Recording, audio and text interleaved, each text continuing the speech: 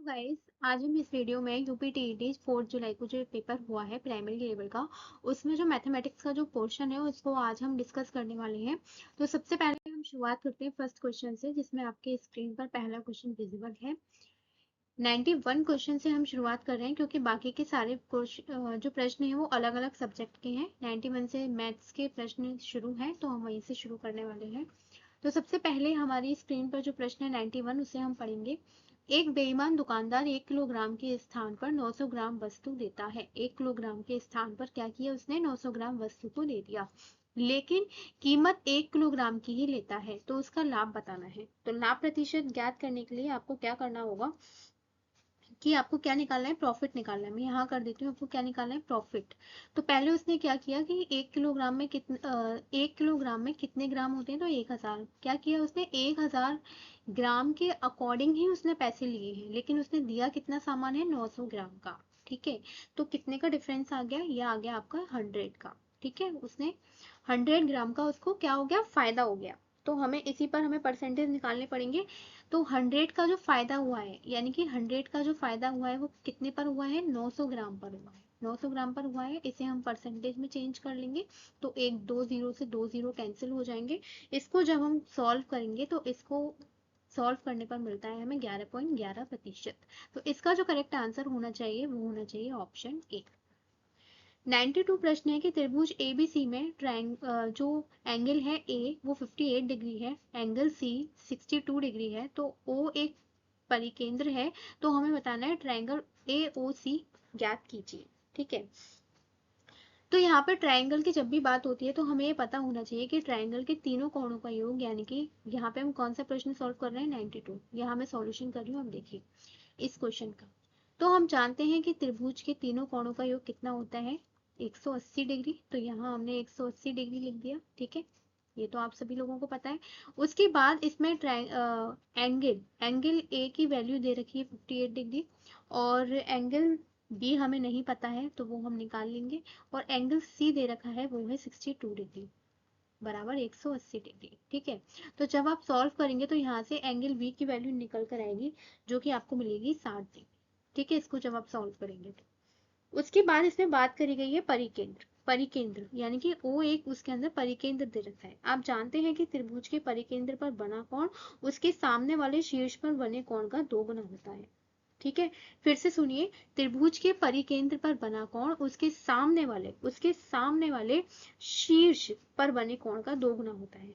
तो यानी कि अगर हमें ट्रायंगल ए ओ सी निकालना है तो वो किसका 2 गुना होगा? उसके सामने वाले के, यानी कि ये ए बी ए ओ सी निकालना है ना, तो उसके सामने वाले का यानी कि एंगल बी का 2 गुना होगा।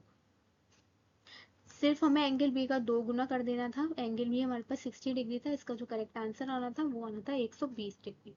तो इसका जो करेक्ट आंसर होगा ऑप्शन डी। ठीक है, 93 क्वेश्चन है आप लोगों की स्क्रीन पर। यदि 15 अगस्त 1947 को शुक्रवार था तो 15 अगस्त 1948 को सप्ताह का कौन सा दिन होगा? तो इसका जो करेक्ट आंसर है वो आएगा आपका इसका जो करेक्ट आंसर है वो आएगा आपका संडे। ठीक है, क्योंकि अगर आप देखें कि 15 अगस्त 1947 से अगर 15 अगस्त 1948 तक का अगर आपको दिन निकालना है तो पूरा आप अगर देखेंगे, यहाँ से मैं इसको एक बार समझा देती हूँ, ज़्यादा टाइम नहीं लगेगा। 15 अगस्त 1947 से अगर आप देखें तो 15 अगस्त 1948 है ना, 1948 में कितना समय लग रहा है? 1 साल का। कितना? 1 साल का डिफरेंस है। ठीक है, 1 साल का डिफरेंस है, इसका मतलब ये है कि हमें ये देखना है कि इसमें कोई लीप वर्ष तो नहीं आ रहा। लेकिन अगर आप देखेंगे तो ये लीप वर्ष है। ठीक है, ये लीप वर्ष है। लीप वर्ष को आप कैसे पता करेंगे कि ये 4 से पूरी तरह विभाजित है या नहीं है, 4 से डिवाइड हो रहा है या नहीं? ये पूरा की पूरा डिवाइड हो जाएगा, ये एक लीप वर्ष है। तो लीप वर्ष, अब हम जानते हैं कि लीप वर्ष यानी कि लीप वर्ष का मतलब है कि जो फरवरी का महीना होगा ना उसमें इसमें कितने होंगे? 29 दिन होंगे। ठीक है, इतना पता चल गया लीप वर्ष है तो। यानी कि अगर आप मानते हैं कि एक साल में 365 दिन होते हैं, तो अगर आप लीप वर्ष यानी कि अगर आप लीप वर्ष की बात करेंगे तो वहां पर 366 दिन होते हैं, यानी कि एक दिन एक्स्ट्रा होता है, यानी कि फरवरी में 29 दिन होते हैं। ठीक है, तो आप कैसे निकालेंगे? 7 से जब भाग देंगे तो 2 अतिरिक्त दिन बच जाएंगे। जैसे कि अगर आप निकालेंगे तो 15 अगस्त 1947 को क्या है, शुक्रवार। तो मैं यहाँ लिख रही हूँ 15 अगस्त 1947 को क्या था, शुक्रवार। हमें एक साल का निकालना था, तो हम क्या करेंगे, इसमें +2 कर देंगे। 2 क्यों करेंगे, क्योंकि जब हम 7 से भाग देंगे तो 2 दिन एक्स्ट्रा बचेंगे। आप इसमें 7 का भाग लगाइए 366 में, क्या क्या आएगा, यहाँ मैं लगा के दिखा देती हूँ। 366 में आप 7 का भाग लगाइए, 7 पंजे 35, और 35 आएगा, और इधर 1 16, 7 दूनी 14, है ना, और इधर क्या बचेगा, 2। 2 दिन एक्स्ट्रा आ गए ना, यानी कि जो आपको दिन दे रखा है ना शुक्रवार, इसमें आप 2 प्लस कर देंगे, यानी कि आप यहाँ से लगाइए शनिवार और रविवार, तो आंसर क्या आएगा, रविवार। शुक्रवार से 2 दिन प्लस करेंगे तो रविवार आ जाएगा, ये काटा नहीं है, सॉरी, मैं यहाँ लिख देती हूँ साफ, रविवार। तो ये आपका इस तरीके से करेक्ट आंसर है, ठीक है। नेक्स्ट है, एक कारखाना प्रत्येक 14 दिन में बंद हो जाता है। ये देखिए यहाँ पर एक 94 प्रश्न है, एक कारखाना प्रत्येक 14 दिन में बंद हो जाता है। यदि 1 जुलाई 2027 को कारखाना गुरुवार को बंद हुआ था, तो आपको बताना है कि 29 जुलाई 2027 को कारखाना किस दिन बंद होगा। ठीक है, तो बहुत ही आसान भी नहीं कह सकते और बहुत टफ भी नहीं कह सकते। अगर आप इसका आंसर ये लगा के आए हैं वेडनेसडे, सॉरी थर्सडे, गुरुवार, तो बिल्कुल सही है। और ये आया कैसे है, तो देखिए इसने कहा है कि जो कारखाना है वो 14 दिन में बंद हो जाता है, ठीक है। तो पहला शटडाउन कब होगा इसका, बताइए।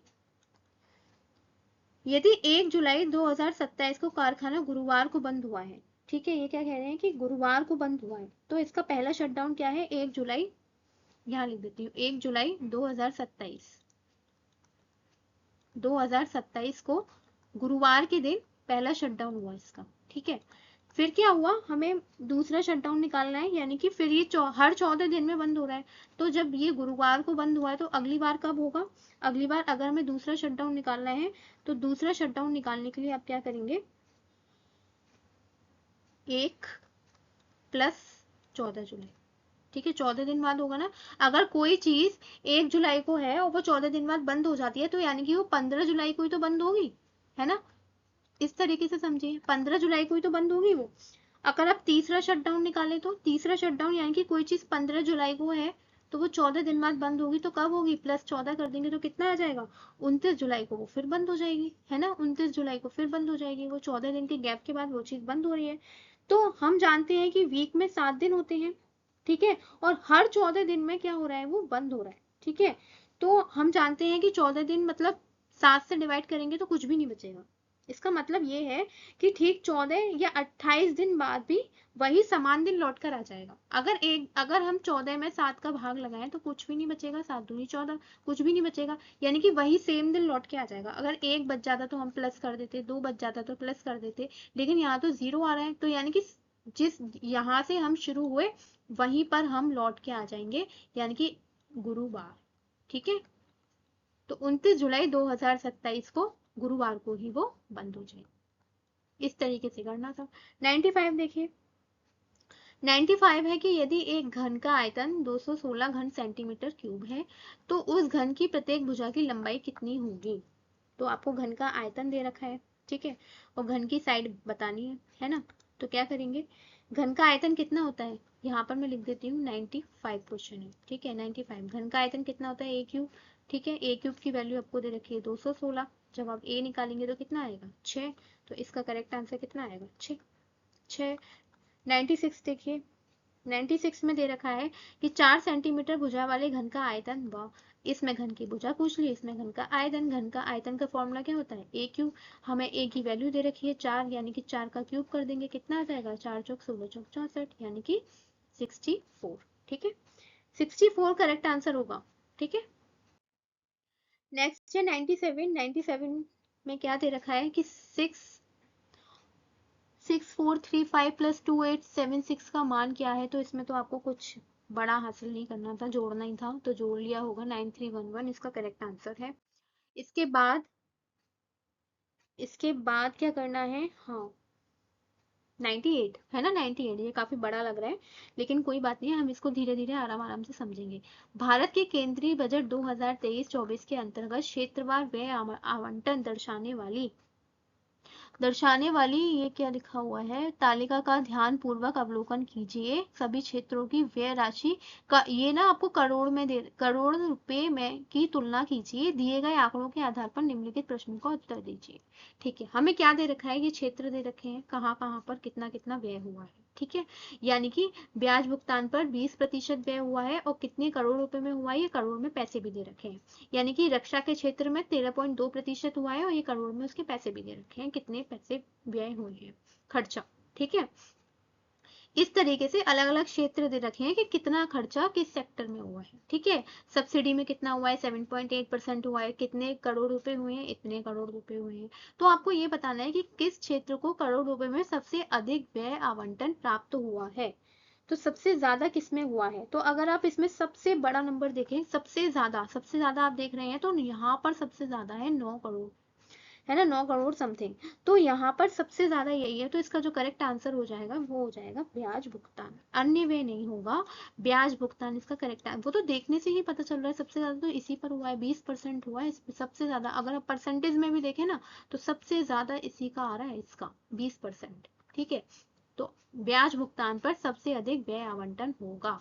ठीक है, और इसने करोड़ रुपए में पूछा था, परसेंटेज में तो पूछा भी नहीं था। तो करोड़ रुपए में आपको यहाँ से डायरेक्ट देख लेना था कि 9 करोड़ समथिंग यहाँ पर है, तो बस लगा देना था। ठीक है, उसके बाद 99 देखिए, 99 यदि किसी संख्या का 18/5 भाग 90 है, तो उस संख्या का 6/25 भाग क्या होगा। तो मान लो वो संख्या x है, ठीक है, हम तो x मान के ही करते हैं। ठीक है, तो x मानते हैं, ये देखिए x मान ली, x का 18/5वां भाग 90 है, तो इसको सॉल्व कर लो, x की वैल्यू निकाल लो, 90 गुणा 5/18, है ना, 18 पंजे 90, 5×25 यानी कि 25 आ गई, वो संख्या आ गई 25। तो उस संख्या का 6/25, तो 25 का 6/25वां भाग कितना होगा, 25 का 6/25वां भाग कितना होगा, 25 से 25 काट दो तो कितना बचा, 6। 6 करेक्ट आंसर होगा, 5 नहीं होगा, 5 नहीं होगा, यहाँ 5 लगा हुआ है, ये करेक्ट आंसर है जिसने भी लगाया। ठीक है, उसके बाद 100 देखिए, एक विद्यार्थी सुबह 2:35 यानी कि 2 घंटे 35 मिनट और शाम को 1 घंटे 85 मिनट पढ़ता है। यदि कुल पढ़ने का समय 4 दिनों में समान रूप से बांटा जाए, तो प्रतिदिन का औसत पढ़ने का समय, यानी कि घंटों में हमें बताना है कि वो प्रतिदिन कितना एवरेज पढ़ता है। ठीक है, तो यहाँ से आप अगर क्वेश्चन को समझने की कोशिश करेंगे, तो सबसे पहले आप इसे समझेंगे यहाँ से। देखिए, सबसे पहले इस क्वेश्चन में क्या दे रखा है कि वो एक दिन में कुल पढ़ाई कितनी करता है, हमें ये पता होना चाहिए। तो एक दिन में अगर आप देखो, तो वो 2 घंटे 35 मिनट और प्लस कितना पढ़ रहा है, 1 घंटे 85 मिनट। अगर आप इसको सॉल्व करेंगे, तो कुल मिला के 4 घंटे 20 मिनट पढ़ रहा है वो एक दिन में। ठीक है, अगर आप 4 दिन में देखें, तो 4 दिन में अगर आपको देखना हो, तो 4 का गुणा कर लेंगे। जब वो एक दिन में 4 घंटे 20 मिनट पढ़ रहा है, तो 4 दिन में कितना पड़ेगा, इसमें 4 में गुणा करेंगे, तब आपका आ जाएगा 16.80। ठीक है, अगर आपको एवरेज निकालना है, तो एवरेज निकालने के लिए क्या करते हैं, टोटल में नंबर ऑफ ऑब्जर्वेशन का भाग लगा देते हैं। तो इसमें 4 का भाग लगा दो, तो कितना आ जाएगा, इसको जब आप सॉल्व करेंगे तो 4.20 ही आ जाएगा। ठीक है, यानी कि अगर आप देखें, तो इसका आंसर 4.20 होना चाहिए, लेकिन इसमें नहीं दिया है, तो इसलिए हमें दशमलव की जो अंकों की तरह सामान्य रूप से हम इसको जोड़ेंगे। हमने क्या किया है, इसमें पॉइंट में दे रखा है। अच्छा, तो इसको पॉइंट में ही लो फिर, 2.35 और 1.85 दशमलव की तरह ही लेंगे इसको, 4.20, और फिर 4.20 का 4 में गुणा करेंगे, तो 16.80, 16.80 4.20, इसको एक बार और 4 से भाग दे दो, तो ये करेक्ट आंसर आ जाएगा आपका 1.05। ठीक है, ठीक है, यानी कि अगर आप देखें, तो 1.05 इसको सही मानेंगे हम, क्योंकि हमसे ये घंटों में पूछा था। ठीक है, तो हमने इसे चेंज कर लिया, उसके बाद 1.05 इसका करेक्ट आंसर आ जाएगा। ठीक है, ऑप्शन बी सही है। उसके बाद 100, ये तो यहाँ वही टिक हो गया है, तो ये यही सही है। 101 देखिए, 101 जब आप देखेंगे, तो ये कह रहा है कि 2000 रुपए की धनराशि पर 4 वर्ष 3 माह में इतने रुपए साधारण ब्याज प्राप्त होता है। तो वार्षिक ब्याज की दर आपको बतानी है। तो इसमें कुछ नहीं करना था, बस आपको फॉर्मूला लगाना था एसआई का फॉर्मूला क्या होता है, सिंपल इंटरेस्ट का फॉर्मूला क्या होता है, PRT into divided by 100, sorry PRT divided by 100, है ना।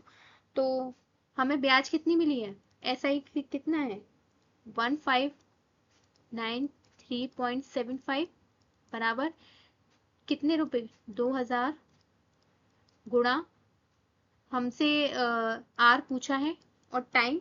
अब हम यहाँ पे टाइम कैसे निकालेंगे कि हमें यहाँ 4 वर्ष 3 माह, तो इसमें हम ऐसे करेंगे 4 वर्ष और 3 माह है तो हमें इसको पूरे साल में कन्वर्ट कर देंगे। 3 एकम 3, 3 चौक 12, 4 चौक 16 और 17, 17/4 वर्ष। अब हमने ऐसे वर्ष में कंप्लीट कर लिया, ठीक है, वर्ष में बदल लिया, वर्ष में चेंज कर दिया। तो ये आ गया, टी की जगह हम लिखेंगे 17/4, नीचे 4 आ जाएगा और गुणा 100 कर देंगे। इसको जब आप सॉल्व करोगे तो इसका जो करेक्ट आंसर आएगा वो आएगा आपका 18.75%। ठीक है, इसमें कैलकुलेशन तो है लेकिन कोई बात नहीं है। ओके, 102 देखिए, यदि किसी संख्या का 25% 85 है तो उस संख्या का मान क्या होगा। अगर किसी संख्या का 25% 85 है तो मान लो वो संख्या, हम क्या मान सकते हैं कि वो संख्या x होगी, हमने मान ली वो संख्या x है।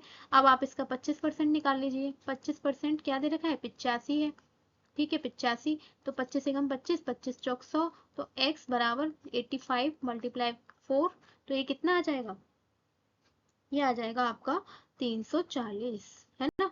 4 पंजे 20, 2 4 8 32 2 34, तो इसका जो करेक्ट आंसर होना चाहिए ऑप्शन डी 340, ठीक है, ये सही होगा।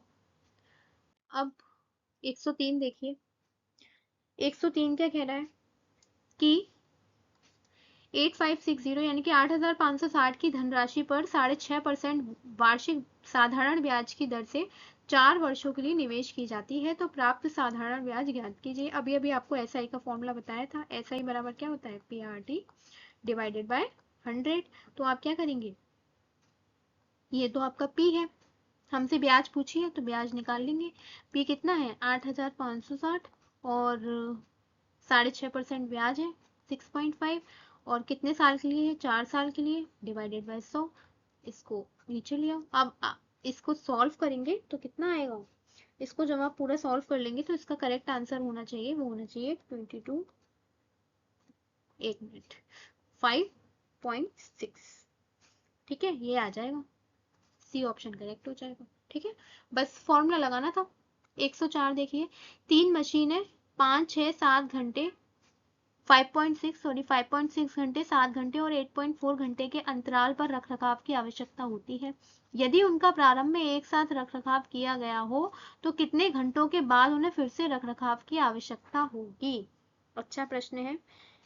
देखिए, सबसे पहले हमें क्या करना होगा कि हमें फिर से, मतलब इन्होंने ये बोला है कि 5.6 घंटे 7 घंटे 8.4 घंटे, यानी कि 3 अलग अलग मशीन है और तीनों को अलग अलग समय के अंतराल पर रख रखाव की आवश्यकता होती है। ठीक है, इस पहली मशीन को 5.6 घंटे बाद, दूसरी मशीन को 7 घंटे बाद और तीसरी मशीन को 8.4 घंटे बाद। ठीक है, तो हमसे ये पूछा है कि दोबारा कब होगी, दोबारा कब होगी। तो अब हमें क्या करना होगा, जब भी ऐसी कंडीशन आए कि ये पूछा जाए कि दोबारा एक साथ रखरखाव का समय निकालना हो, तो सबसे पहले आप क्या करेंगे कि जो आपको समय दे रखा है अंतरालों का, उसका आप एलसीएम ले लेंगे। यानी कि आपको समय क्या दे रखा है 5.6, 7 और यहाँ 8.4। ठीक है, तो आप जब इसका एलसीएम लेंगे तो आपको एलसीएम लेना पड़ेगा। तो आप क्या करिए, इस ये पॉइंट में है तो हर संख्या को 10 से गुणा कर दीजिए। 10 से गुणा करें, इसको 10 से गुणा करेंगे तो 56 आ जाएगा, इसको 10 से गुणा करेंगे तो 70 आ जाएगा और इसको 10 से गुणा करेंगे तो 84 आ जाएगा। अब तो आप एलसीएम ले सकते हैं। तो यानी कि अब आपको लेना है 56, 70 और 84 का एलसीएम। तो अगर आप इसका एलसीएम लेंगे तो आती है 24, 24 पंजे 120, 120 गुणा 7, इसका जो एलसीएम आएगा वो ये आएगा, निकाल के देख लेना एलसीएम, वो ये निकल के आएगा 120 गुणा 7। ठीक है, इन तीनों संख्याओं का एलसीएम।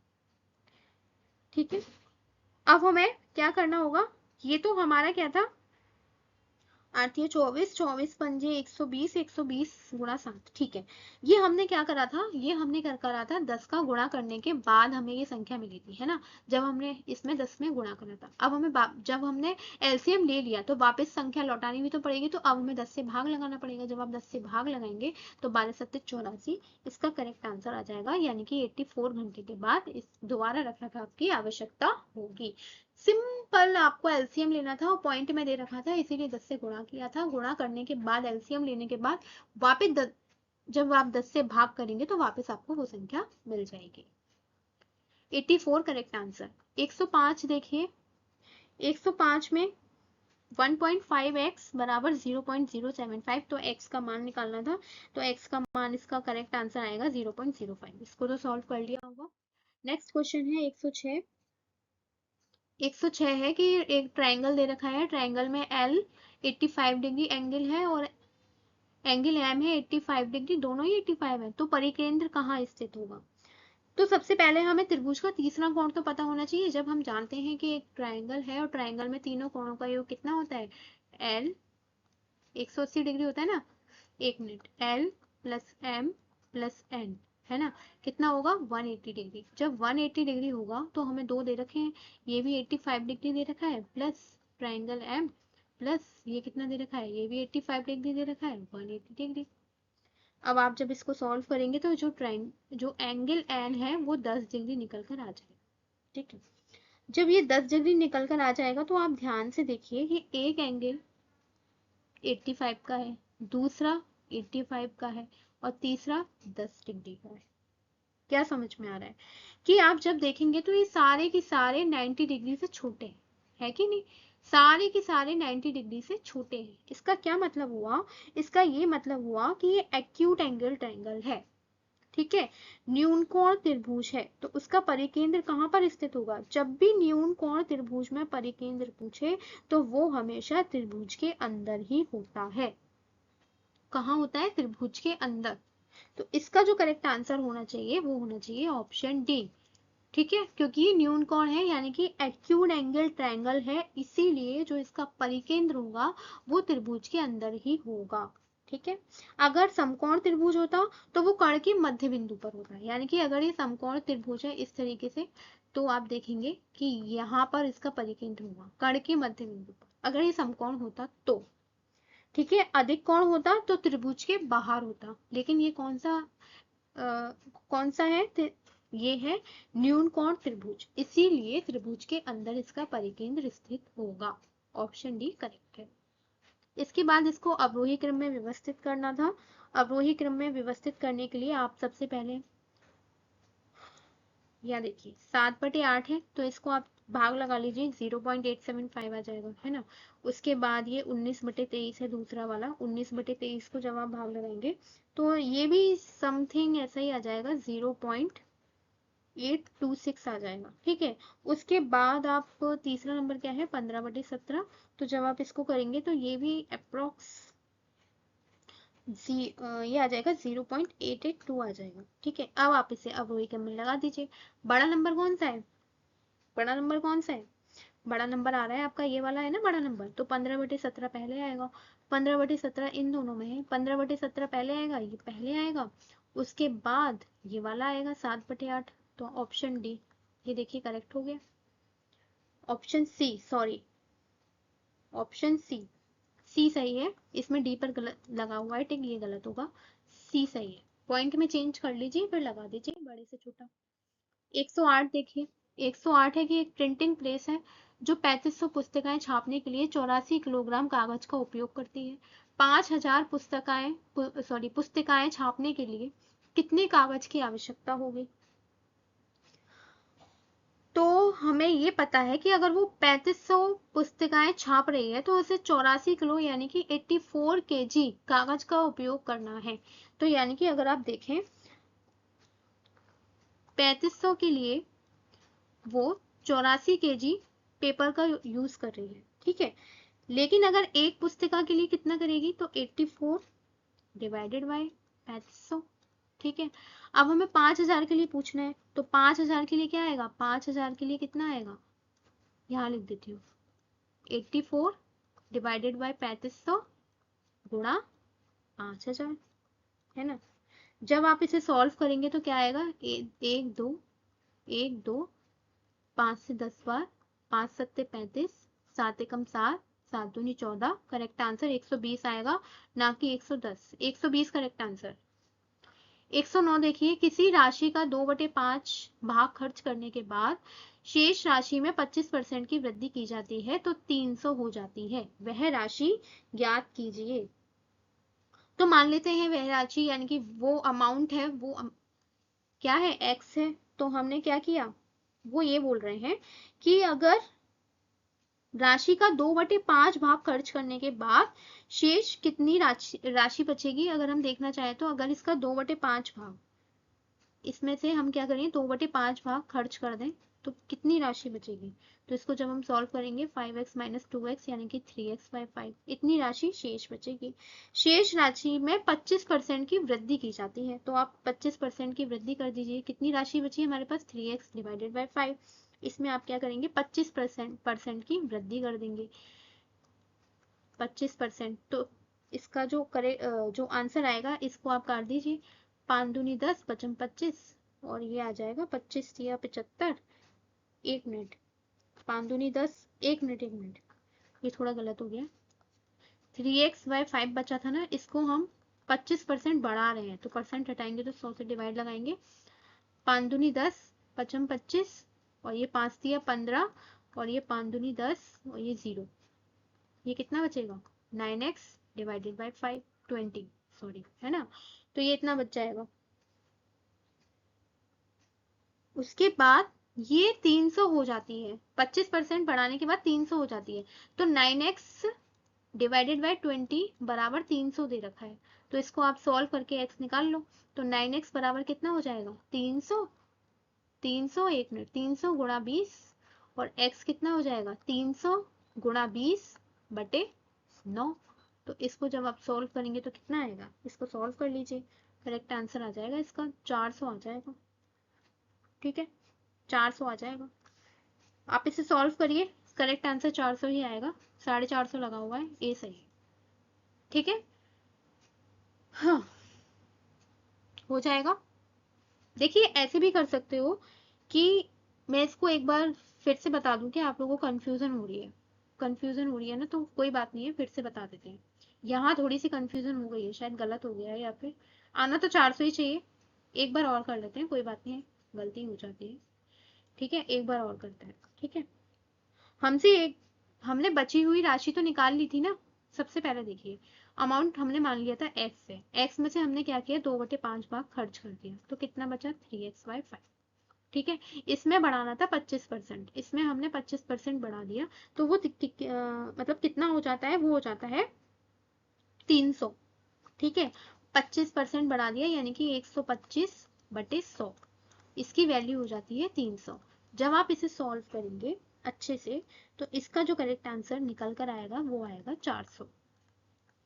ठीक है, इसको सॉल्व कर लेना, 400 ही आएगा। 110 देखिए, एक निगरानी प्रणाली प्रत्येक 45 मिनट में डेटा रिकॉर्ड करती है, यदि ये लगातार 3 दिनों तक चलती है तो कितनी रीडिंग रिकॉर्ड की जाएगी। तो ये बोल रहे हैं 45 मिनट में डेटा रिकॉर्ड करती है, प्रत्येक 45 मिनट में। ठीक है, तो एक दिन में कितने घंटे होते हैं, 24 घंटे।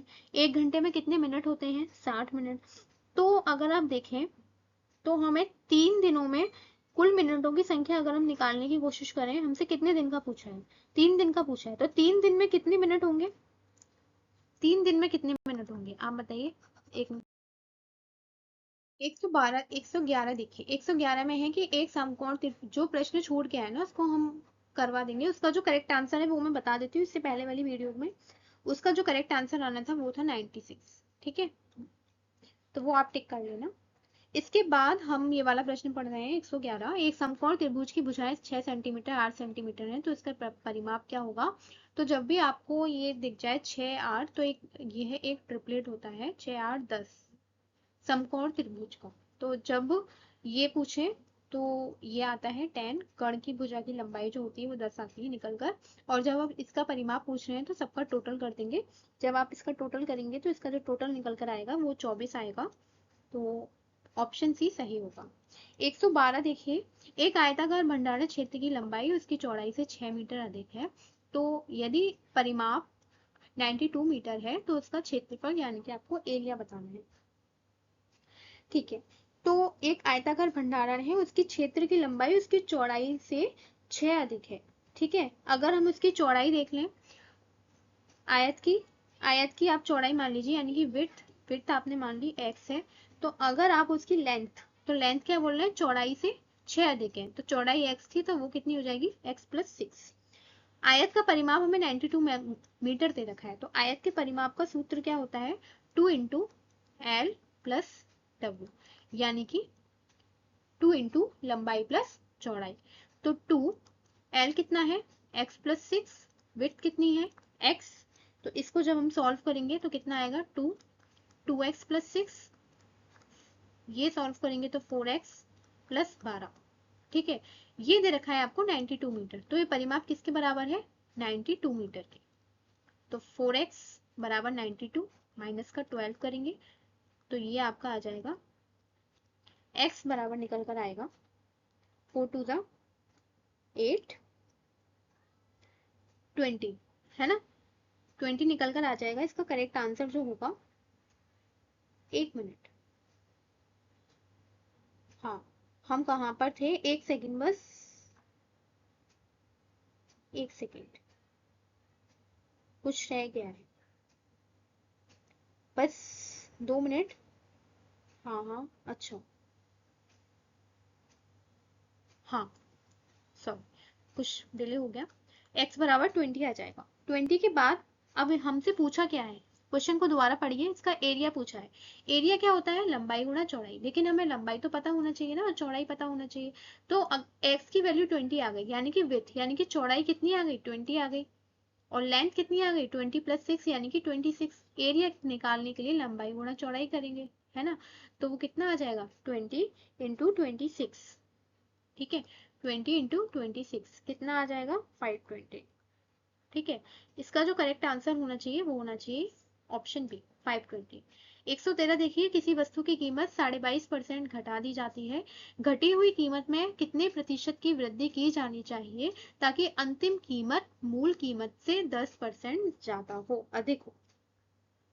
तो मान लेते हैं कि उसकी ओरिजिनल प्राइस, हम तो ऐसे ही करते हैं ना, जब परसेंटेज में दे रखा होता है तो हम 100 मान के करते हैं, है ना, तो हम मान लेते हैं कि उसका जो वास्तविक मूल्य था, वो मूल्य वो कितना था, वो था 100 रुपये। ठीक है, 100 रुपये हमने मान लिया, 100 रुपये। ठीक है, अब सवाल को पढ़िए, वस्तु की कीमत 22.5% घटा दी जाती है, आप क्या करेंगे, 100 में से 22.5% को घटा देंगे, कितना बचेगा, 77.5%।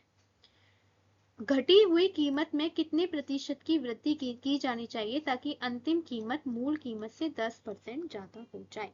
तो अंतिम कीमत मूल परसेंट से 10% ज्यादा चाहिए, तो अंतिम की, यहाँ देखिए अंतिम कीमत मूल कीमत से, तो अंतिम कीमत कितनी निकल कर आएगी, अंतिम कीमत कितनी निकल कर आएगी, वो कह रहे हैं कि मूल कीमत से 10 ज्यादा, तो मूल कीमत तो हमने 100 मानी थी ना, तो 100 में 10 ज्यादा कितना हो गया, 110, कितना हो गया, 110।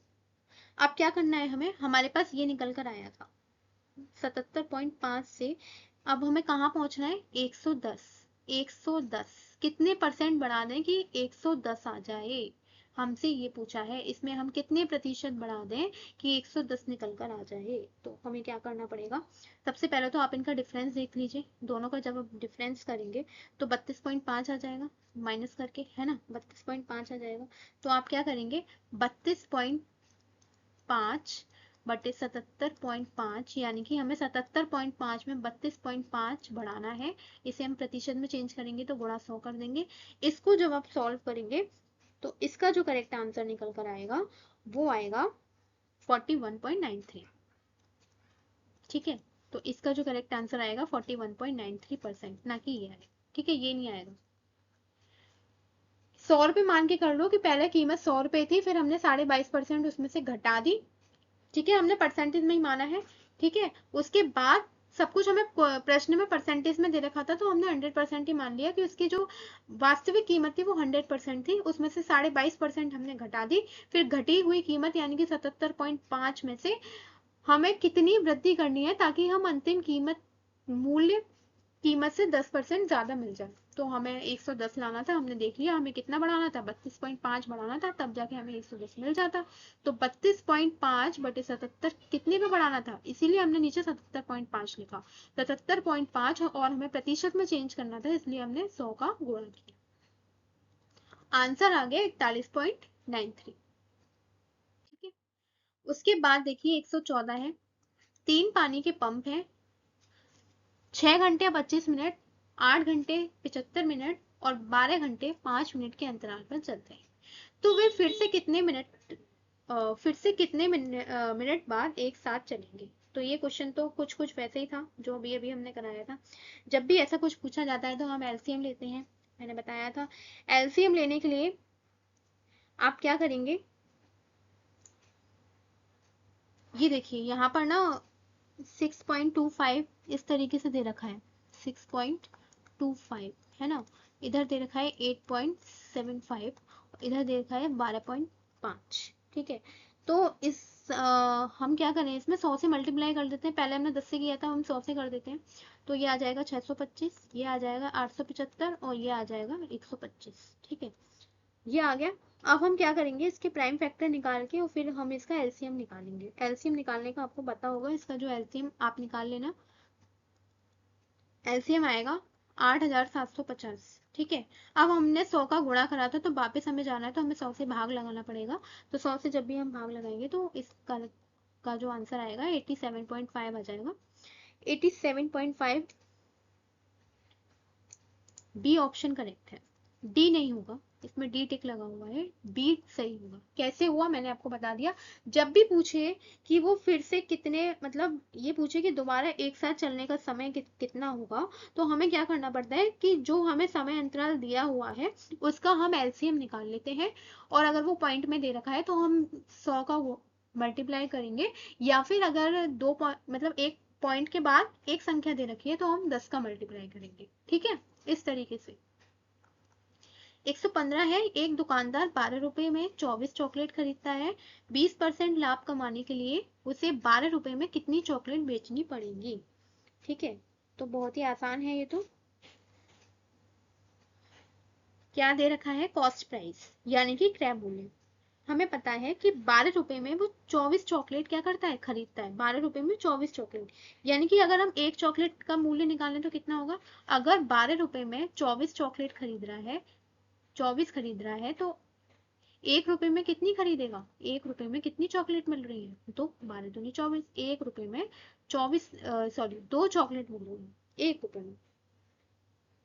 ठीक है, तो हमें क्या करना है, एक मिनट एक मिनट एक मिनट एक मिनट, उल्टा हो गया, एक सेकेंड। 12 रुपए में 24 चॉकलेट, एक चॉकलेट का हमें क्रय मूल्य निकालना है, तो ये गलत हो गया। ये बोल रहा है 12 रुपए में 24 चॉकलेट।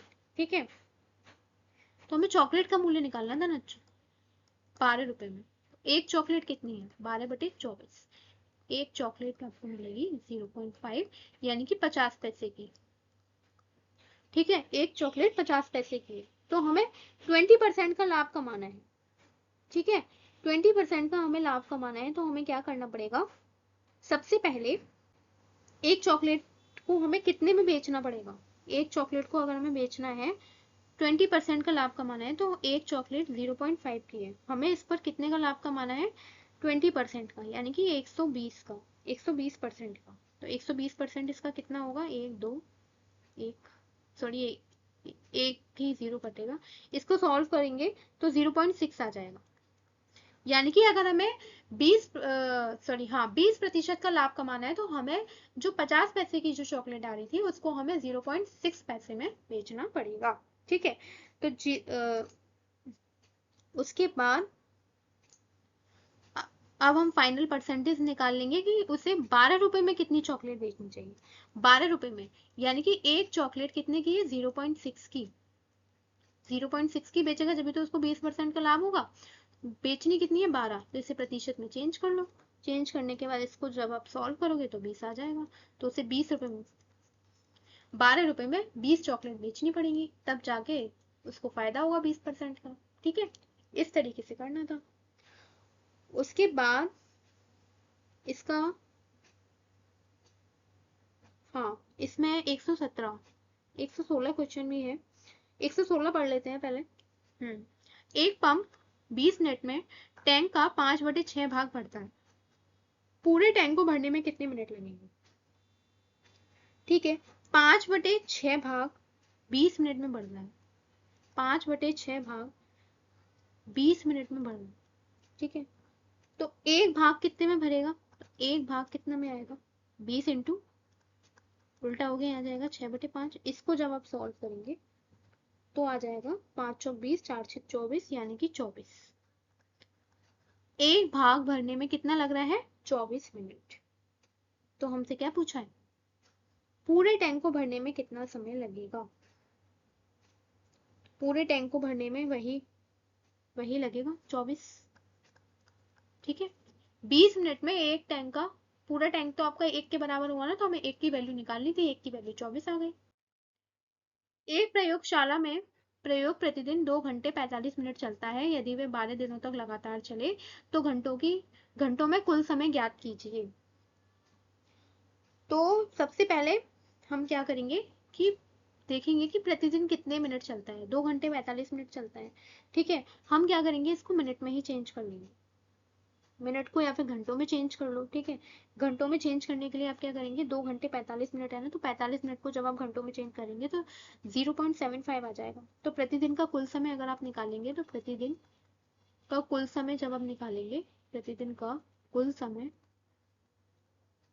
कुल समय कितना निकल कर आएगा? 2 घंटे 45 मिनट। इसको आप चेंज कर देंगे तो 0.75 आ जाएगा, तो आ जाएगा 2.75। ये अब आपका आ गया घंटे में।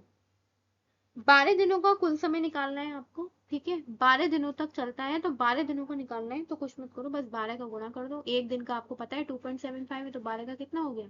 12 गुणा 2.75 कितना आ जाएगा? जब आप इसको सॉल्व करोगे तो आ जाएगा आपका 33। ऑप्शन सी सही है, 32 नहीं आएगा। 118 देखिए, एक आयत की लंबाई 12 सेंटीमीटर, चौड़ाई 8.6 सेंटीमीटर, इसका क्षेत्रफल, तो क्षेत्रफल क्या होता है? लंबाई गुणा चौड़ाई, तो 12 गुणा 8.6। जब आप इसका मल्टीप्लाई करेंगे तो इसका करेक्ट आंसर आ जाएगा 103.2। 119 देखिए, एक समबाहु त्रिभुज का परिमाप 45 सेंटीमीटर है। प्रत्येक भुजा की लंबाई क्या होगी? समबाहु त्रिभुज की बात की जा रही है, तो समबाहु त्रिभुज में सारी भुजाएं आपस में कैसी होती हैं? बराबर होती हैं। और उसका परिमाप कितने के बराबर होगा? फिर 3x के बराबर। 3x बराबर 45 दे रखा है, तो x बराबर कितना आएगा? 3 एकम 3, 3 पंजे 15, यानी कि 15। ऑप्शन बी करेक्ट है। उसके बाद 120 देखिए, 120 में दे रखा है कि दी गई तालिका को ध्यानपूर्वक अवलोकन करना है, जिसमें 2021 से 23 तक का डेटा दे रखा है। अर्थव्यवस्थाओं की जीडीपी की वृद्धि दर दर्शाई गई है। आंकड़ों का विश्लेषण कीजिए, तालिका में दिए गए मूल्यों के आधार पर निम्नलिखित प्रश्नों का उत्तर दीजिए। प्रश्न है कि वर्ष 2021 में किस देश में उच्चतम जीडीपी वृद्धि दर्ज की गई है? तो ये तो बहुत आसान है। ये देखिए, टेबल दे रखी है, एक तरफ आपको देश दे रखे हैं, एक तरफ आपको ईयर दे रखा है, 2021, 2022, 2023। 3 साल में देश के अकॉर्डिंग कितने प्रतिशत जीडीपी में वृद्धि हुई है? यानी कि इंडिया में 8.7% 2021 में हुई थी, फिर 2022 में 7.2% और 2023 में 6.3%। इस तरीके से चाइना में दे रखा है, इस डेटा 8.1%, 2022 में 3% और 2023 में 5.2%। ठीक है, अगर आपको टेबल समझ में आ गई तो फटाफट से इसका आंसर बताइए। वर्ष 2021 में किस देश ने उच्चतम जीडीपी वृद्धि दर्ज की है? ठीक है, 2021 में 2021 में चलते हैं। 2021 में आप देखिए, किस, यहाँ देख लीजिए, 2021 में किस देश ने सबसे ज्यादा जीडीपी वृद्धि दर्ज की है ना? तो सबसे ज्यादा कहाँ पर है बताइए? सबसे ज्यादा अगर आप यहाँ देखेंगे तो 8.7 है, 8.7%, यानी कि इंडिया ने। इसका करेक्ट आंसर होना चाहिए ऑप्शन सी, इंडिया। तो आज हमने इन प्रश्नों को सॉल्व कर लिया है, आपने बहुत कुछ सीखा होगा। और अगर आपका किसी भी प्रश्न को लेकर डाउट है तो प्लीज आप कमेंट बॉक्स में जरूर बताएंगे, ताकि मैं वो आपके डाउट को क्लियर कर सकूं। और साथ में इस वीडियो को अपने दोस्तों के साथ जरूर शेयर करेंगे, ताकि वो भी अपने जो आंसर है उनको मैच कर सकें। और आप लोगों का कितना स्कोर बन रहा है वो भी आप कमेंट बॉक्स में जरूर शेयर करेंगे, ठीक है। अगर आपको ये वीडियो अच्छी लगी है, आपके लिए हेल्पफुल है, तो आप इस वीडियो को लाइक करें और अपने फ्रेंड्स के साथ ज़्यादा से ज़्यादा शेयर करें। उस चैनल को सब्सक्राइब करें, ताकि आने वाली वीडियो का आपको नोटिफिकेशन मिलता रहे। Thank you for watching this video.